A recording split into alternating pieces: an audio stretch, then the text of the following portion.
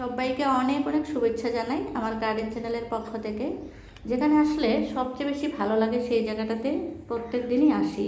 আর প্রত্যেক দিনই যে ভালো লাগবে তা নয়, আজকে এসে একটু মনটা খুব খারাপ লাগলো, কারণ এত যত্ন করে এই শর্টবিনের গাছগুলো লাগিয়েছি আর খুব সুন্দর করে ফুলও এসেছে। 2 দিন আগে এই যে দেখুন ছাই দিয়ে রেখেছিলাম, ছাই দেওয়ার পরেও এই পোকাগুলো যায় নাই। এই পোকাগুলোকে কি বলে, জাপ পোকা নাকি, একদম চা পাতার মতন ছোট ছোট গুঁড়া গুঁড়া কালো কালো পোকাটা একদম ফুলের মধ্যে জকড়ায় ধরে থাকে, ছাড়ে না।